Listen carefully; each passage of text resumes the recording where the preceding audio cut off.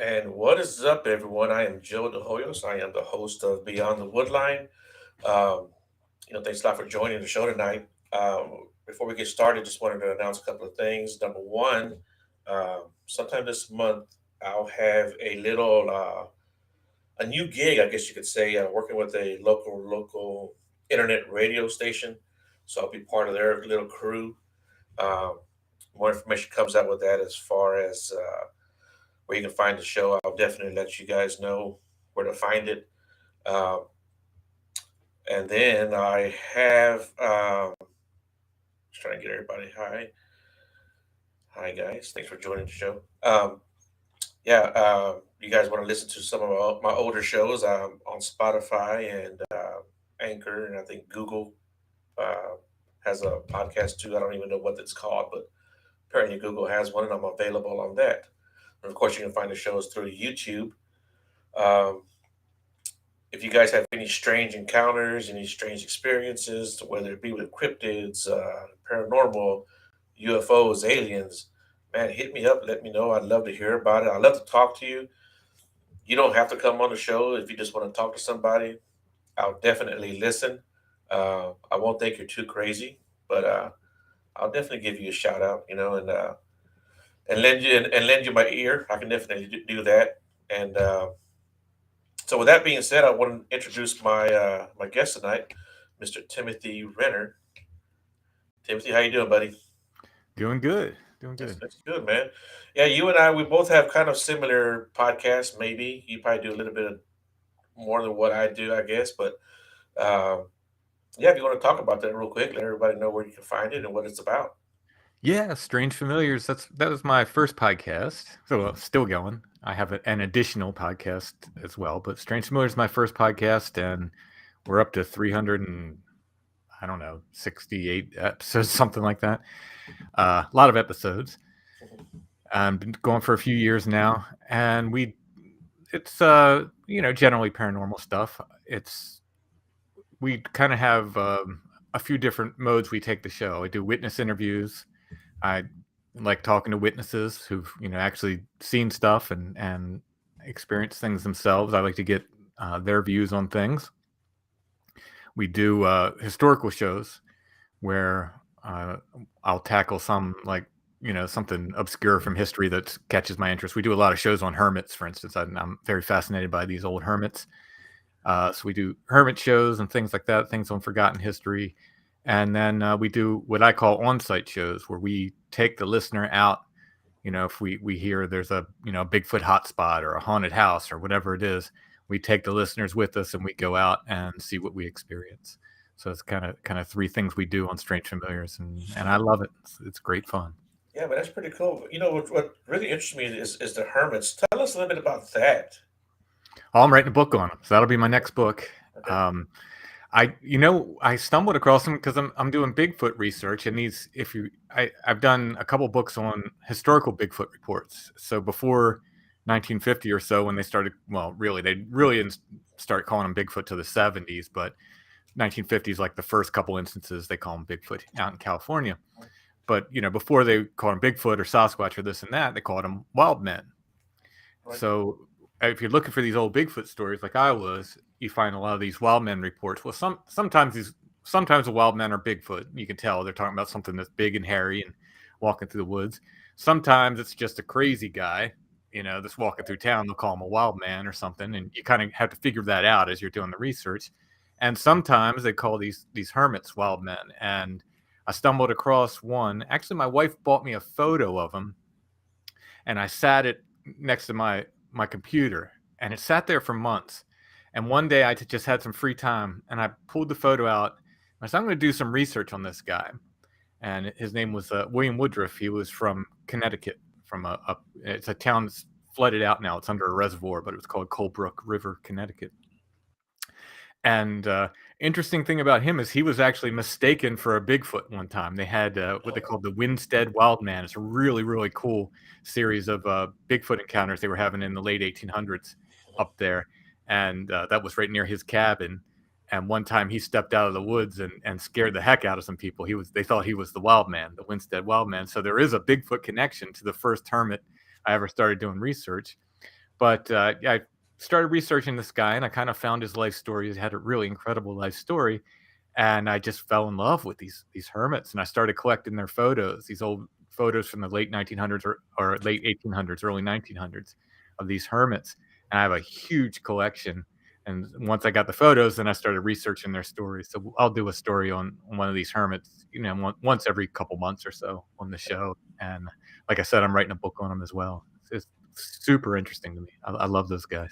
Yeah, yeah. I've often wondered that too. Was like how many hermits have gotten mistaken for Bigfoot, and I or I mean, at least one, you yeah, know, right, yeah, at least, but yeah, I have a feeling a lot of so a lot of these old stories, and like I said, I've collected tons of them, and I'll just throw them in the book, usually with a note that says, "Hey, this may or may not be a Bigfoot. This, or this probably wasn't a Bigfoot, but it's a cool story anyway."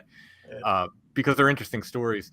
So you kind of have to, as you read through these articles, you kind of have to kind of take the clues and try to figure out, were they talking about just some old, mountain man that came out of the hills, or were they talking about a Bigfoot? If it's talking to people and carrying a gun, probably not a Bigfoot. Uh, Although there are some really weird cases where there have been Bigfoots carrying old muskets and stuff in some of those old articles, but yeah, so it's neat. It's really neat. But yeah, I'm sure more than one of these hermits or mountain men have been confused as Bigfoot over the years. yeah, yeah, and I think that would make a lot of sense actually. Especially um, I don't know how common it is now, but I know like back like as late as the 70s, even 80s, hermits were pretty common. Yeah, So I mean, do you know? Is it still a commonplace for today? because I do the stories on them, people will send me stories. They pop up here and there. It's not as common as it was. I think property laws were a lot different back in the day, and you could just kind of build a shack out in the woods, and if it wasn't anybody's farmland, if they weren't farming it, and you weren't impeding on their life, I don't think too many people cared. Well, Right, nowadays, because everybody, if you hurt yourself, you'll sue whoever's property it is. Nobody wants anybody building, any shacks or anything on their land. So I think right. it's a lot less common nowadays. But they pop up. Every now and then somebody will send me a newspaper article about it. A modern hermit. Yeah, that's pretty cool. So, what got you involved, like in all this strange and unknown phenomenon? I loved it from the time I was a kid. I grew up. I was born in 1970, so I grew up in what I called like the golden age of Bigfoot. In Right, Search of was on TV, and the Patty film had happened a few years before. Legend of Boggy Creek came out. When I was a kid, all that stuff was just so Bigfoot was everywhere. I loved Bigfoot. I actually saw a UFO when I was a kid, but I wasn't really that into UFOs at the time. I was all about Bigfoot, and just fell in love with all that. Ghosts too. I like ghost stories and stuff. I remember I would bug my parents if I heard about a ghost story in somewhere around. I bug my parents. Hey, take me there. I want to see that place. right, Uh, I wanted to go to the place. So I was into these things. I didn't know. To me, it was just cool stuff as a kid. I didn't know it was like folklore and paranormal stuff. It was just to me, it was just what I thought was neat stuff. And right. then I grew up, I got into girls and punk rock and everything and kind of forgot that stuff for a lot of years. And then as an adult, got the internet one day, I kind of typed it like, well, I don't know what's going on with Bigfoot, and started reading about it again and started getting interested again. And then I just really, really fell into it in, past probably 10 years or so, just really, really dug in, and I just love it. Yeah, that's kind of the same thing that happened to me, man. When I was a kid, I was born in '71, uh, and in the early '80s, well, even like the late '70s, early '80s, we lived across the street from this gentleman. He worked with my dad actually, and this guy had so many stories about Bigfoot and paranormal and Oh, wow. UFOs and aliens, and where he got this stuff at this time, I have no idea. But he would like scare the hell out of us, right? Me and my brother, and we'd go back home across the street at nighttime, of course, and run across the street because we were so scared. But I remember, cutting grass when I got enough to cut grass to earn money. I would tell my parents, "Hey, take me to the bookstore. Take me to the bookstore." So I could buy me a book. And I remember one of the first books I bought. Not only did it have like paranormal and Bigfoot stories, but it had like, of course, Loch Ness and even like spontaneous human combustion. Yeah, yeah. that old picture with a lady where her what was it, her arm and her leg was the only thing left in that chair. Yeah. Oh, Yeah, yeah. There was a couple like that, or the guy in the bed. There's just a burn mark. You just see his feet or right. something. I Yeah, forget. Yeah, yeah, yeah. I used to love that stuff, and yeah, so that's it's kind of my story too, man. I just loved all that stuff, and it just always intrigued me, especially like you said with Leonard Nimoy in search of. yeah. I remember my dad calling me inside, "Hey, this show's about to come in," and I was probably the only kid in the neighborhood who would run inside to go watch the show while everybody else played. But Yeah, I just loved it. Like that was I watched a few episodes, I guess on YouTube or something recently, and I was like, oh yeah, I remember this. This is such a good show. Such a good show. yeah, I saw one on the pyramids not too long ago. Like I said, I was looking on like you said, I was watching on YouTube, and I came across it, and I saw something about the pyramids, and I love pyramid stuff, so I had to stop and watch it. But yeah, so how long have you actually been doing podcast? Well, like I think it was either I think it was early 2017 I started. I think it might have been 2016. Yeah, It's been a blur because once you start knocking these out weekly, then everything becomes a blur after that. The first little bit I was doing them every other week, and then once I started weekly, it's just people will say, "Hey Tim, what episode was this on?" And I remember the interview, right, but I can't tell you what episode. After 300 some episodes, I don't right, know. It's right. Yeah, yeah, at yeah, some yeah. I point. totally get that. Um, Yeah. so, like, what made you decide that this is what you want to do as far as doing podcast? Well, I had written my first book, and I thought it would be cool to do like kind of like an audio documentary, like like a just an audio version of the book. But I wanted to like incorporate the interviews and stuff like that I did for the book, and like I said, go to these places I talk about in the book and do recordings there and so forth. My first book was about there's an area, a local area to me called Toad Road, which has a bunch of really interesting legends associated with it. Some of them are nonsense, so I kind of break down the urban legends and then get to the real stories about the place in the book. I wanted to do that, like an audio documentary of that, and I had approached Wes from Sasquatch Chronicles and my friend Soraya from Where Did the Road Go, two podcasts I'd been on there Okay, talking about the book. And I right. said, hey, why don't you guys let me do an audio documentary and see if you can, and you can just put it on your show, and Wes was like, well, it's not really my format because he interviews guests, interviews witnesses. And Soraya just said, hey, why don't you just do it yourself? Do your own podcast. Hmm. And I thought about it for a while. I was like, well, I'll try it. And I put together the first 3 episodes of it and sent it to Soraya. And he said, hey, this is good, man. And he actually helped me get it started and, helped me get introduced me to his audience. Basically, he put it on his feed for the first few episodes. And I was off to the races. Oh, that was nice. Yeah, that's pretty cool. Yeah. So, like, what are some of your cooler interviews that you've done, or cool stories that you've come Oh my across? goodness. Well, without offending anybody, because I have so many great guests, Right. but I had a fellow on recently from the Blackfoot Confederacy who was just sharing stories, sharing folklore, sharing his personal experiences, and I did 4 shows with him, 3 on the main podcast and one for my patrons, and it was just fantastic because you don't always get, at least I don't. I have rarely been able to get First Nations people to like just really share the stories like Right. that. And he just really opened up and shared stories and told me about their beliefs and stuff. It was really fantastic. So that was great. And he just started his own podcast too. He was talking to me about it. He's like, I think I want to try it. And I encouraged him like those guys encouraged me. I said, go for it, man. Right. You can do it. So he'll be starting his own podcast soon. Um, but I had my favorite Bigfoot witness was a guy named Gage in from Washington State, and I love this so much because it says so much about the Bigfoot phenomena to me and the way I look at it. He had seen this thing when he was little. He said he wasn't into Bigfoot. He was like 10 years old when he saw this thing. He was with 2 friends, And he said they were going back a trail in the woods. This great big hairy thing. There was a tree had fallen, and this thing was standing on top of the fallen tree. A great big tree had fallen across the trail. So as they're going down the trail, this thing steps out of the tree. This huge hairy thing. He said he just did not know anything about Bigfoot, even though he was in Washington State. He didn't. He's a kid. He didn't know anything about Bigfoot or anything. And so they called it the Beast. He said so. This thing, and he said it was covered in white hair.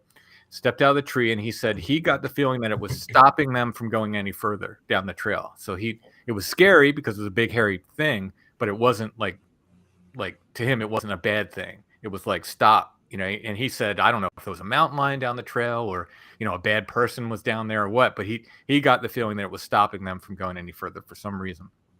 And he said years go by, and he said he and his friends would talk about it, and he becomes an adult. He gets interested in Bigfoot, and he says I'm going to track down those two friends and talk to him about that. We saw this thing so close. And is so interesting because he called his one friend. So the one guy he said there was kind of two guys with him. Him and his friend were like there, and there was a kid that kind of tagged along with him all the time, kind of like a follower kind of kid. And so he talks to his one friend, and he said the interesting thing that his friend had a real hard child life, like a real hard home life when he was a child growing up, like didn't have a real happy family home life. And he said he called him up and he said, "Hey, do you remember that thing that stepped out of the tree?" And the guy said, "Yeah, I remember it." He said it was evil. He said it was pure evil, and it was all black. And he's like, "What?" Because he saw a pure white creature step out of the tree. And then he called the other kid, and the other kid didn't see a thing. The other kid said, "I didn't see anything come out of that tree." He said, "You guys started running the other way, and I just followed you guys." And to me, it says so much about the Bigfoot phenomenon, because here we have one guy sees a white creature, one guy sees a black creature, and one guy sees nothing. And it's just amazing. It's just the weirdness of the Bigfoot phenomena summed up in one witness story. And I just love that story. That was one of my favorite Bigfoot accounts I got. That's very cool. Yeah, I like that story. So, Yeah. do you actually go out and do like investigations? Oh, yeah.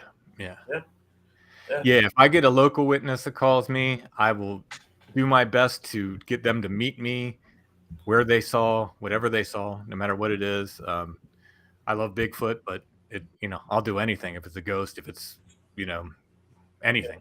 We've been out for Mothman type things, for ghosts, for Dogman type things, you name it. yeah. And I'll try to get them to meet me at the place where they saw it, tell the story there, and then I'll dig in and do all the research I can on that place and see if I can find other accounts and like that. So yeah, I absolutely love doing that. That's my favorite thing to do, really. Yeah. I like putting boots on the ground. Yeah, yeah, same thing here, man. Like some of my best friends in the Bigfoot field, I've met because I've met them personally to go to their area, and we just remained friends, you know. Hmm. And Yeah, yeah. My main investigation partner, Chad, he called me and said something screamed at me on the it was a trail off the Appalachian Trail, um, not too far away from us. And he said something screamed at me. I don't know what it was. He said, but he's a hiker and a camper, and he knows the woods. And he's like, this wasn't anything normal. And I said, I'll meet you there. And he met me there. We walked up the mountain. He showed me where it happened, told me where it happened, and we hit it off. And we've been going at it ever since. He got interested because of what happened to him, and he's my main investigation partner. I told you I was in the mountains this weekend. I was with Chad. We were out this weekend. oh, nice. You don't have to give up too much detail, but were you looking at investigating a sighting, or were you just guys just doing some scouting around? There's a certain area in Michaud State Forest that Okay. a witness led us to before, because he had a couple experiences there, and it's weird. It's called Harry Springs, Hairy, and we cannot find why it's called that at all. I've Hmm. looked up the history. I've tried to figure it out. I have no. We could just called the local historical societies to the place and everything. No one can tell me why it's called that. Harry Springs, Hary, like hair. But he had these experiences there, and we started going there, and we started having some. We found structures, and we saw weird lights there. I recorded like what I call gorilla grunts in the woods there, like real low, like kind of gorilla grunts, multiple. Um, we've been bluff charged there. We've had some cool stuff happen to us there. So every now and then we'll pop back in there. Now we didn't have really anything to write home about this time, but that's where we went because we've had stuff happen there before. In fact, that same witness called me a month or so ago and said, "Hey, I was hunting there and I had another experience." He said I could hear something real weird there. So that's why we decided to go back. But yeah, we didn't. Nothing really happened this weekend. But just I like being in the woods, whether something happens or not. Yeah, yeah. I always find it interesting when there's a creek with a strange name like that. Um, when you get about, I guess, 40 miles outside of San Antonio, there's a place called Luling, Texas. And as you're driving from Luling to San Antonio, you start passing all these creeks. You have like Long Branch Creek, Walnut Creek, Allen Creek. I think it's Mill Creek. There's like, man, I bet about 10 creeks with all these just common names, right? Except for one creek. It's called Hollering Woman Creek. Oh, cool. Yeah. And it's like, it's so out of place, you know? And then even like towards the valley in Texas, like towards the border, we call it's called the valley. There's a place called Raymondville, which is, I don't know, maybe an hour south or just north of the border. And between the border and Raymondville, there's a it's a I think I remember it's a creek or river, but it's a creek. It's called Monkey Run Creek. Mm, You know, so yeah. it makes so why would they name it Monkey Run Creek? I mean, there's something to these names. I at least in my experience. I mean, I'm not the first Bigfoot guy to point it out. I think oh, I'm forgetting his name. He was out west. Uh, Henry. Anyway, he made the connection to the devil names. Right. Places with like devil names and how often they have Bigfoot sightings. So we were paying attention to that, and there's a local place called Devil's Hole. We went there. We've had some weird stuff go there, but the most intense night of stuff we ever had happen was there's a ghost town called Pandemonium, that's Greek. It means place of all demons. And we said, why is this place called Pandemonium? And we said, well, it's a ghost town. It's in the middle of another state park, Tuscarora State Park. Here, and so let's go camp there. Let's see what happens. We weren't expecting anything. There's some ghost stories associated with the place, but there were no Bigfoot stories, or very few, associated with this place. And first night we camped there, 3 a.m., I'm woken up by wood knocks, and unmistakable wood knocks. I had my recorder with me. I hit record. As I woke up, you could hear one, and you could hear an answer. One sounded like a real crisp, like if you could imagine like a hardwood, almost like a baseball bat hitting a tree, but I'm imagining something hard hitting a hard tree. The other was a little bit more muted and heavy sounding, like something had it had tree bark on it or something, like, you know what I mean? So it was more muted, it wasn't as crisp. So two different tones to it. And on the actual recording, you can see one's in one channel of the stereo recorder comes up, higher, and Huh. then the others. So there are two different directions. They're answering each other, just multiple knocks. I'm in, two different tents. I'm in one tent. Chad's in the other, and I wake up to this, and I'm just thinking, oh man, because we had hiked all around. There was nobody else but us there. We wanted to make sure because we had a bunch of equipment and stuff, and we're. I'm listening to these knocks for about a minute, and they're close. I can't tell for sure, but they sounded like maybe 30 to 50 yards away, close and loud. And I'm waiting. I'm listening to Chad snore, and I'm thinking, man, I don't know what, because this is early in our friendship. Now I know I could wake him up; he wouldn't care. But at this point, I'm like, is this guy going to think I'm a wimp if I wake him up? And I'm listening to these, and I'm thinking, oh man. I also had to, relieve myself. Like, man, I got to get out of the tent. These knocks are going on; they're close. And I'm thinking, oh man, what am I going to do? And then I hear Chad stir finally. He says, what was that? I was like, Chad, there's knocks going on all around us. So we got up, and we could hear something walking around. our campsite the whole night. I think it was more than one thing, honestly. And we saw what we thought, they were so bright red. We thought they were brake lights from a truck, but it was off in the woods. It couldn't have been. At first, we're like, are we seeing brake lights? What is that? But they were red. There were two of them. I won't say eyes, but there were two bright red, things in the woods that could have been eyes. But we heard something walking around all night. We've got the fire stoked up and basically sat there till daylight. Light comes on, light comes up when the sun comes up, and there were screams and owls I recorded an owl that was about an octave too low to be an owl while we were there. All kinds of crazy stuff, and pretty intense night. Sun comes up and we start looking around, and there's all these ferns around the campsite, and you can see this wake in the ferns where something had just been circling us just outside of the light, just complete wake in the ferns. And then we're breaking down camp later on. A lot of other weird stuff happened. Take us 3 shows to go over everything, but as we're breaking down camp, I had my pack tied to a tree with paracord, like hanging up off the ground, and I'm untying my pack, and I'm reaching around the tree. I hadn't looked around the back side. I'm just reaching around and untying it, and I bring the paracord around, and twisted into the paracord, if you can imagine, was a spring, like twisted all the way into the paracord. So something with hands had to do that. There's no animal can take a spring and twist it onto the paracord. Something with hands did that. It's hanging from my I bring it around. Luckily, Chad was standing right next to me. He saw it, and we both looked at each other, eyes wide. So then I walked around the other side of that tree, and you can see another wake in the ferns going through the woods. And then there was an old spring mattress there. So it looked like whatever it did came up through the woods, picked a spring up off of that old rusty mattress, and twisted it into the paracord. Chad said he had woken up a couple times during the night and thought somebody was in the campsite, shined his light around, didn't see anything. So whatever it was came into camp, and he went back recently. I couldn't go with him. He went with some other people, and he said it happened again. Whatever is there, it's just not afraid to come into camp. And we say it likes to count too. It likes to come in and show you it can come into your camp, and you can't do a thing about it. Really, really intense place. We've had some amazing experiences there, but yeah, that was really intense. Yeah, that kind of reminds me of one of our trips. It was I think it was like in 2016, uh, June or July.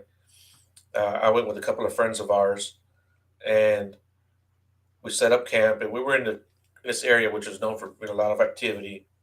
And one of the things I do is I like to take the chem lights, the kind you break in half and you shake them up, and they Yeah, yeah, yeah. yeah. I like to hang them up at various points, and even some around camp. Well, we didn't have a lot of activity that night. We heard some howls and some screams way off in the distance. Really, I guess could have been anything. But other than that, it was just a good old night of camping, right? And so, like I said, that was like in 2016. So right after COVID hit and everything shut down, my friend Shane called me up and he sent me this file. He goes, "Hey, was this from your recorder from that night we went camping? Because I'm sure you probably have lots of audio you have never heard or listened to, Yeah, right?" absolutely. So Files and COVID, files and files. Yep. yeah, COVID came and he's like, "Well, I ain't got nothing to do. I'm just listening to this old ass file, right?" He's listening to it and he says it to me and he's like, "Hey, was this from your recorder?" And I looked and I don't remember if I had a Sony or what other brand. Because I got like 3 brands of recorders. And so I said, "Yeah." I said, "That was from my recorder." He said, "Listen to this part." He told me where to stop it at, what time frame, and you could hear footsteps in our camp because we actually set up a recorder in our camp, and it Wow. was whatever it was on 2 feet. I mean, it was just boom, boom, boom. It was there in camp, and there we were just sleeping and snoring away like nothing. Yeah, that was Yeah, the last time those guys were there at Pandemonium, one of the guys, and the guys he took with him were just campers. They weren't Bigfoot guys. They just went with them, and because he does like the outdoorsman stuff, the woodsman stuff too, like the survival stuff and all that. Um, So they were those guys. They weren't like Bigfoot guys that were with them. And one of those guys said something reached through the tent and grabbed his foot, Oh shit. like through the material of the tent. And then the other guy said he was in a hammock tent, and he said he could see a finger go, like, poke his tent and just go along, like watch Oh the outline of the finger just go all along his tent as something walked by. Uh, Really intense. So like I said, whatever's there, it just comes right into camp. It's super cool. I can't wait to get back. I mean, I was so, like, when he told me all this stuff, I was so sad I couldn't go. But you, yeah, I'll get back there. It's not too far. It's a couple you know, hours you away. actually reminded me of a story that a friend of mine told me about camping. They were up in Oklahoma.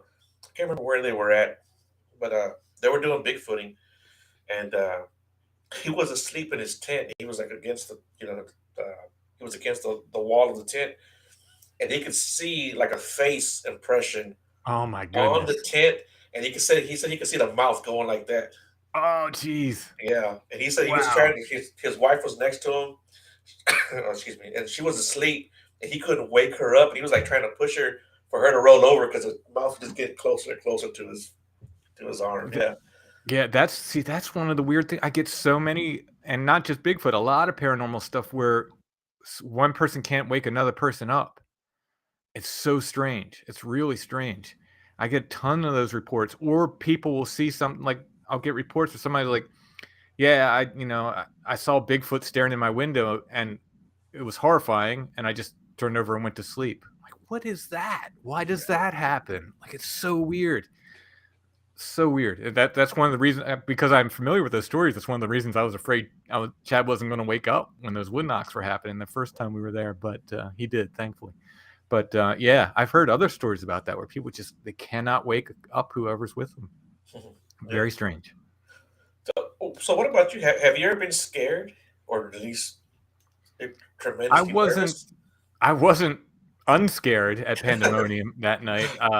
That was a pretty intense night. I've grown to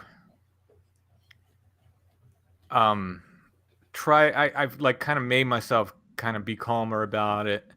And I mean, I go into scary places, but it's also my job, so you kind of have to keep a level, keep it to different levels. So, I can talk to myself and say, is this scary? Yeah, but this is what you do. You got to do it, and kind of work my way through it. So yeah, I think I'm trying to think. Chad told me this weekend. He said, "I've only seen you scared one time," and he told me when it was. I'm trying to remember what he said, but no, I mean, honestly, it gets spooky. This stuff Yeah, gets spooky. It's at night. You're in the middle of the woods. It gets really spooky. But keep doing it. I love it. right. Yeah, there's a place here in the St. Lucie Forest where my good friend Walter, like I said, I met him through Bigfoot. He had an encounter, and his area where he had his encounter, we can go there in the daytime, and your hair kind of stands up. Oh yeah, You get yeah, kind of scared even in the daytime. Yeah, it's a creepy area. We found prints out there, all kinds of weird stuff out there. Yeah, yeah. yeah. I have a good friend who's I met through the podcast. He's a Franciscan monk, and he's done everything he's like been part of exorcisms, and like if somebody's got a haunted house and they feel like the entity that they'll call him out, to deal with it. He's been part of stuff like that. And he said something to me that kind of calmed me down, like, in a discussion about it. He said, some measure of what you bring to this stuff, you're going to get back. So don't go out there scared. You got to go out there calm and kind of bring a positive attitude to it. And that really kind of helped me. Like, it really made me think about it. And I've been a lot calmer. I wonder now, if that pandemonium happened again, I wonder how. I think I would handle it better. I think I would, because I've been in some other. Cause not that I was screaming or anything, but I was definitely like, whoa, I was definitely uh, on my toes for sure. Right. I wanted that. I wanted the lights on. I wanted that fire stoked up. Yeah. But now, my experience has been better. So stuff still happens. Weird stuff still happens, but I've just kind of taken that to heart, and I just try to go out there with a positive attitude, and you know, it's been better for me since then. So I recommend that. If don't go out there scared of stuff. Go out there. Like I said, it can get spooky for sure, but don't go out, just thinking, this is scary or anything, because I think you're going to get some measure of that back, Yeah. even if you're only doing it to yourself. You'll make Yeah. yourself jump at every crack in the woods. Yeah. Oh, and I've been with people who have so and not to make fun of him, but like Walter, after he had his encounter, he called me out there. Actually, he got in touch with Will Jevney. Will got in touch with me. He told me, "Hey, there's a guy in your area." He says, "Go check, go out there with him." I said, "Okay." Met up with Walter. Went out to his location, and we were driving out there, and this squirrel. We're down this road. I mean, it's. I've got a little truck. It's a Chevy Colorado Hmm. 2016. It's not a big truck. It's like a mid-sized truck, right? You couldn't turn that truck around if you wanted to, and he's got a big Tundra. So we're going down this road, and the squirrel runs out across. Man, he locked up them brakes. He locked. I mean, he was white knuckling it all the way down to when we got close to his area. I mean, he was like really scared. So yeah, I've we've been out there, and you'll hear like a little snap, and man, he would stop and jump. He's a lot better now. I mean, he's Yeah, completely a different person. But at that time, it just happened to him, and uh, he was very, very, very jumpy. And but like I said, he's a lot better now. I grew up on a farm. I spent my life in the woods, and a few years back, I got attacked by a rabid raccoon in the woods, Oh, wow. and I'm okay. I won. I won the fight, uh, but it was disturbing, right? And a lot of Right, people, yeah, it's just a raccoon. Well, it's just a raccoon, but my son was with me. I had to put myself between that and my son, and I don't like killing things. It wasn't a pleasant experience for me. right, Um, I had a walking stick with me, luckily, but I had to get rabies shots and everything. And for a good long time after that, whenever I was hiking, I thought I was going to be ruined for life, honestly, because I'd be right. hiking, I'd hear a squirrel jump in the woods, and I'd do that. It took me a long time to get settled again. So I have a lot of sympathy for people. If they've seen Bigfoot, it's got to be way worse than a raccoon. You know what I mean? So I Right. have a lot of sympathy for people like that with getting jumpy and stuff. It but I also tell them, like, you'll get it back. Like, you'll get calm again in the woods. It does. It gets better. You just have to keep going, keep at it. And now, I'm back to where I was before, where for a while I didn't want to hike alone. I was a little like, I hiked alone my entire life until that happened. Like, I was in the woods alone 5 days a week, probably, Right. no problem. And that happened. And I just got real, I won't say scared, but it's just like nervous, I guess. Like, I was real Right. nervous. But after a couple months, just making myself do it, make myself do it, make myself do it, I got better. Then after a year, I got better, and then you just over time, and now I'm back to where I was, where I can just plow through the woods by myself. I'm fine. But I do have sympathy for that. It's kind of freaky. Stuff like that happens. Yeah. He's probably gonna kill me for telling you this too, but he was still in the scary phase of his recovery. And when we went camping this other time, and we had a big plastic table, those white plastic tables, right, where all the food was set up. And it was me and Walter and two of our other friends, and we were eating. We had just cooked something.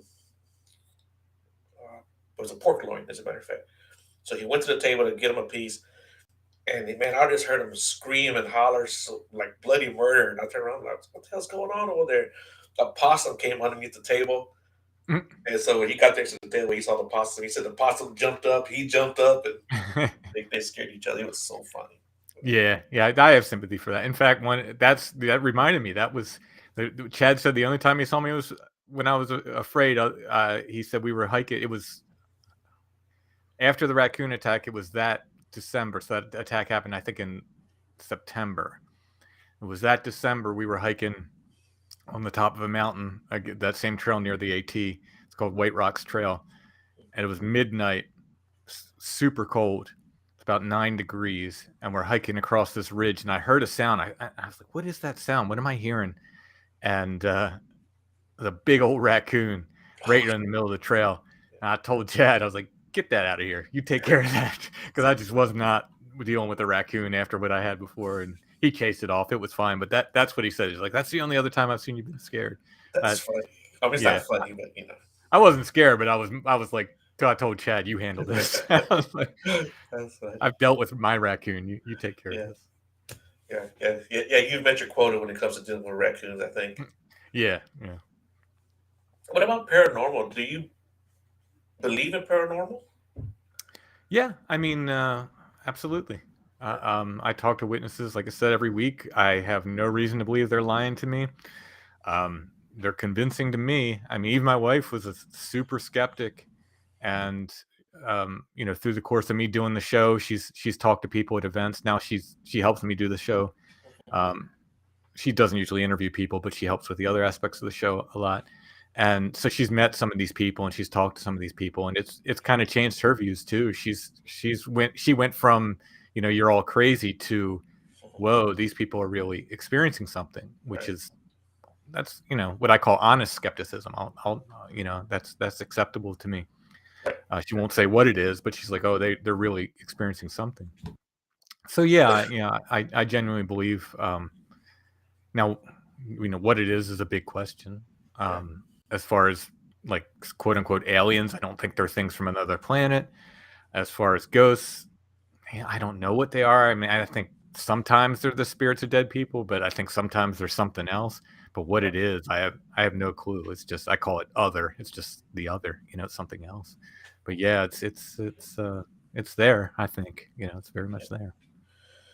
yeah. I probably growing up and my whole life, I believed in the paranormal, but I wasn't maybe 40 when I had my first legit experience. We had just moved into a new house, and uh, I was laying in bed, and I felt the bed go down. Like somebody was sitting on the bed. At that time, I had a boxer. He was a big boxer. He weighed like 75 pounds. He was a big boy, and I thought it was him, and he knew he wasn't allowed to be on the bed. Hmm. So I kind of sat up. I was gonna say like, "Get your ass off the bed," and there Right. was Yeah. nobody there. A couple of days later, it happened again, and again I sat up real fast. I was gonna get on Atlas, and he wasn't there. So I got up. I went to the kitchen, and I had my family in the kitchen, and I was like, "Hey, this house is haunted." Now we hadn't even been in this house 2 weeks, and right away my kids all looked at me and go, "Yeah, it is, Dad, it's haunted." Wow. And I said, "Really?" And they were like, "Yeah." They all started telling me their stories, and my oldest at the time, she was maybe I don't know, 16. She's like 26 now. So my math is probably off. Um, she was like, "Yeah, Dad, I was on the phone, and this bright light flashed in my closet. And in that closet, there's not a light bulb in there. Sometimes the Wow. lights will go off, it'll kind of like bling, when they go Yeah. Yeah. off, Yeah. or when they go out, they'll make like a sharp bright light, right?" Sure. Yeah. And she goes, that closet. She goes, there was a bright light that came out of the closet. My other kids were like, "Dad, yeah, we hear footsteps in the middle of the night." Or I was here by myself and I heard footsteps. Uh, One night I came home from work, and it was, I don't know, maybe 9, 10 o'clock when I got home. And my daughter, she was playing her video games, and she was sitting in front of the TV on the coffee table. And as I was getting close to her, I saw her kind of like go to the side, and she turned around. She goes, "Stop." She told me stop. And I'm looking at her, and I was still kind of far away from her. Like, "What do you mean stop?" As a matter of fact, I was in the process of taking off my jacket. And she kind of looked, she realized that I hadn't touched her. She said somebody poked her in the ribs, Oh. you know. And so I was like, "What?" And she goes, "Yeah." She goes, "Dad, I'm freaking out." She goes, "I got poked in the ribs." And then my middle daughter, she was eating a bowl of cereal in the kitchen, and she felt somebody tap her on the shoulder, and she thought it was me. And she turned around, there was nobody there. And then one morning, I was getting up for work. It was early. I went in like 6 o'clock, so I was probably, I don't know, 5 o'clock, 5:15. I was sitting on the edge of the bed, contemplating life's decisions and whether or not I really wanted to go to work. And and I be damned, man. I didn't feel somebody jab me in the ribs. You know how you been messing with people, you kind of poke them in the ribs. Yeah. It Yeah. was that same exact sensation, like somebody just like gave Wow. me a little poke in the ribs. And then Mm. shortly after that, my son graduated high school, and he was waiting to go to the Marines, so he was just bumming around the house. And he called me at work. He's like, "Hey, Dad, something weird just happened." And I'm like, "What happened?" He's like, "I'm sitting on the couch, I'm watching TV, and I see some movement out of the corner of my eye to his right. And when he looks, he says this shadowy, smoky figure was kind of squatting down with his hand out, like pointing, and like just barely touched him on his arm. They said when it touched him on his arm, it just like disappeared. Huh. Yeah, it was a crazy house. It was one of the. It wasn't anything bad or malevolent. It was all Mhm. good, and yeah, it was good times there. It was good times. We bought my wife's grandparents' house when she went into a nursing home, her grandmother, and she was visiting her grandmother one day, and she said, "Oh, you live in my old house now, right?" And she said, "Yeah, yeah." And she says, "You know that place is haunted." Well, she says around here they say spooks. She's like, "That place got spooks," and she's like, "Oh no, it doesn't." But I have to check, make sure my wife is in the next room. I don't want to scare her. Okay, Okay, she's not there, so I can tell the story. okay, I've seen a full body apparition. I've seen, you know how you can see like when somebody's standing on the other side of the door, you can kind of see the dark shadow under the door. right, I've right, seen yeah. that, and Oh the wow. handle turn. This is an inside door, an interior door. I thought she had come home from work. I thought she was opening the door. The handle turns, and then it turns back, and then that's all. Like I got up and opened the door to see if anybody was there, and nobody there. I saw recently, like over this past summer, I saw a full body operation. I got up in the middle of the night. I thought somebody was in the house. Oh wow. Um, I was like, "What?" I'm going into fight mode, right? Somebody's Yeah. standing in the room, and I had to walk through the room to go to the bathroom. Somebody's standing there. I was like, "What?" And then just disappeared. You know, uh, it was those are the two big ones that I've had here. But you know, I think her grandmother was right, but I can't. She doesn't want it. My wife doesn't want to hear about it because we have to live here. So. Well, so don't watch this podcast. Yeah, yeah. So you just reminded me of a good story too. I had one of my coworkers, and I've known him, man, at least 20 years. I've been closer to 22. But his daughter, when she was 5, she's grown up now. She's a firefighter, as a matter of fact. But when she was like 5 years old, uh, I remember him calling into work. He's like, "Hey, I'm not coming in today." Okay, well, yeah, whatever.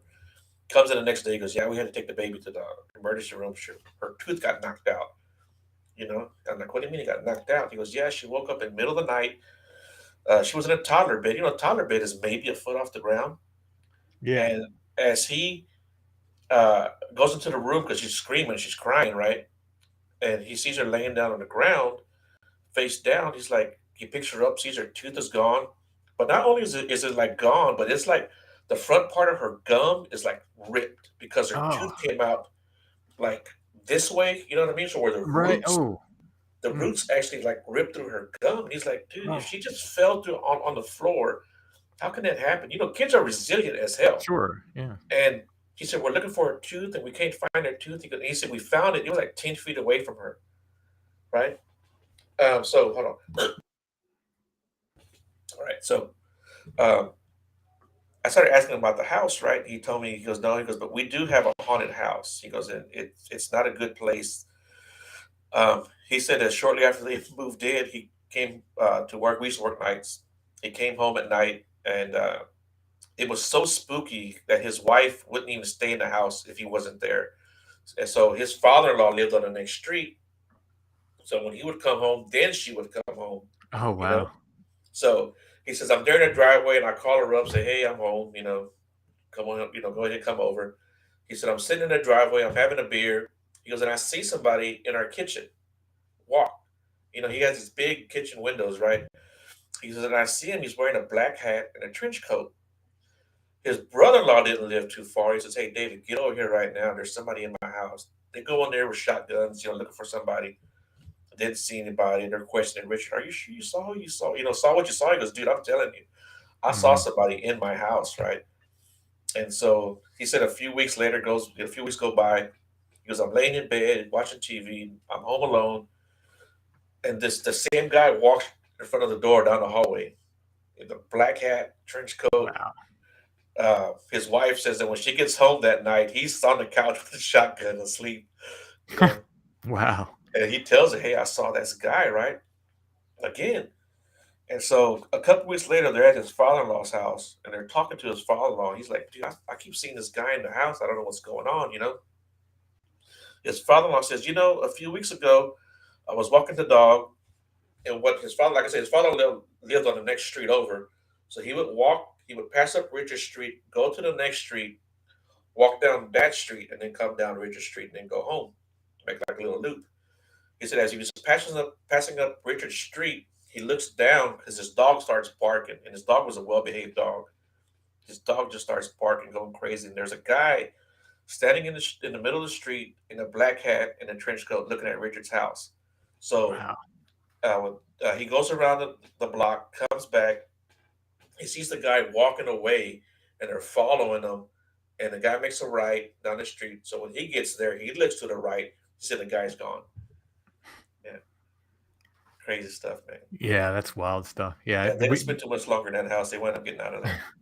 yeah. Well, anytime I get stories on the show from witnesses that it involves kids, that's the most disturbing stuff. I really like. I don't like that. Like, it just is. As a dad, when I Right, hear things messing with kids, right, those are my least favorite stories. I mean, I'll put them on the show because they're good, right. good Yeah, ghost stories and stuff. But I don't like them. I don't like things messing with kids for sure.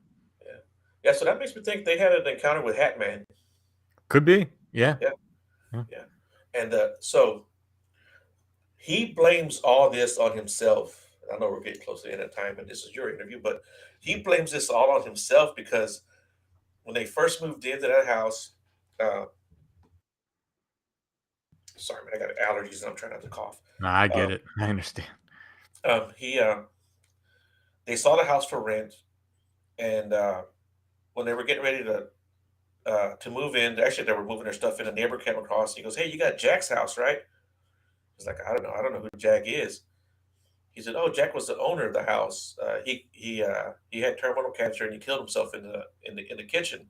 Oh wow. Yeah, and he said so when they were moving in, he kept flicking the lights on and off, and he was telling his wife, "Jack's gonna get you. Jack's gonna Oh get jeez. you."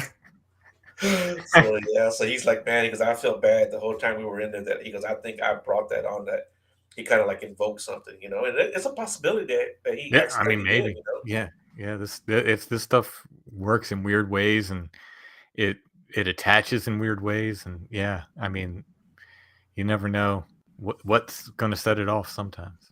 Yeah, yeah. That's one of the. Like I said, it involves a kid, but it's actually a pretty good little story to tell. Yeah. Yeah. Yeah, so if you don't mind, man, why don't you give people your information on how to contact you, your YouTube, any emails or any links you Sure. might want to share? I did share your link in the description, so if you guys wanna find them, his link is in the description. You got books, man. Tell us how to get your books. Yeah. So, Strange Familiars is my podcast. Is the paranormal podcast, and that's at strangefamiliars.com. It's also wherever you listen to podcasts. It should be everywhere. It's on YouTube as well. The channel Strange Familiars. If you want to contact me, all the contact information at strangefamiliars.com goes to me.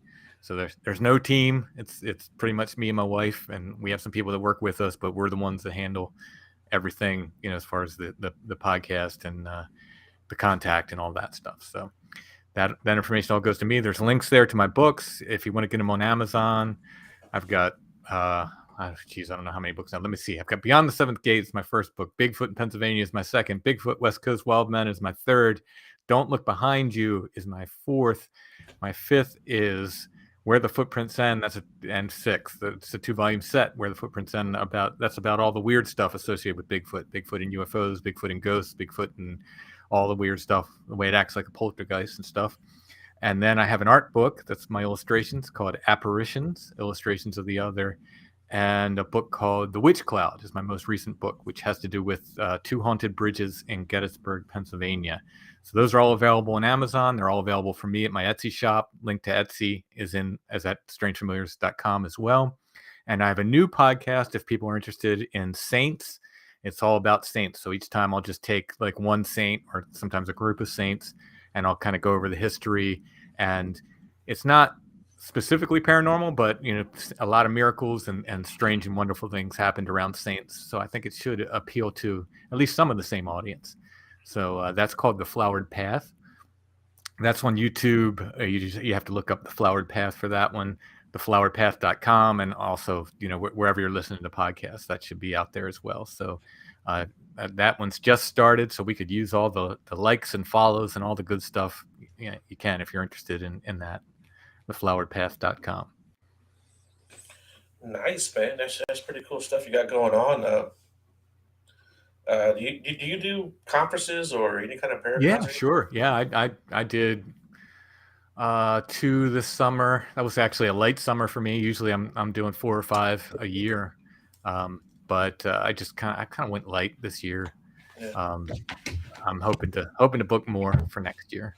We'll yeah. see. But yeah, whenever I'm asked, it's, if they'll cover my expenses, I'm there. That's nice. That's nice. Yeah, I'm gonna try to go to the Falcon this year. Which I've been to Falcon a couple times, but they have the Bigfoot hosted by Keith Crabtree, so I'm gonna try to go to that this year. Yeah, I did. What was the one? There was a really nice one in Scranton I did this year. I think it was this Scranton. Scranton Paranormal something. Anyway, it was very nice. It's the only one in Scranton. How's that? So There you go. but that was very well organized. I really enjoyed that one. And then Albatwitch Day, we have a little hairy creature here in South Central Pennsylvania called the Albatwitch. People call them little people or something. Our version is called the Albatwitch, and we have a festival that we do every year called Albatwitch Day. And I often speak there. I don't always speak there, but I always attend because it's my favorite day of the year. So I spoke there this year. I'm not sure if I'm speaking next year or not. They haven't asked me yet. I will if they ask me. If not, I'll be there anyway. I'm there every year, so that's a great event. That's in Columbia, Pennsylvania, right outside of Lancaster. It's kind of in between Lancaster and York, Pennsylvania. It's a fantastic day for anyone who wants to come to that. It's the second weekend in October every year. Nice, nice, cool, man. Well, Timothy, thanks a lot, man, for joining the show. I really appreciate it, and I appreciate your time. And you're a great guest, man. We got to do it again sometime, dude. Absolutely. Just let me know Yeah. when. Yeah, there's so much more we could touch on. You talk about the little people and UFOs. We didn't even get to that stuff. Yeah, So yeah, yeah. yeah, I've got some abduction stories I can share, quote unquote abduction. I don't believe I ever left my bed, but they're yeah. I've got, they're had, there. I've had some weird stuff happen to me too. So uh, yeah, we'll definitely get into that next time. But Sounds good, man. everyone in the chat, man, thanks a lot. I appreciate your participation as always. And Mr. Timothy, thanks a lot, buddy. And if you would hold on real quick, man. Thanks Good for night, having me. everyone.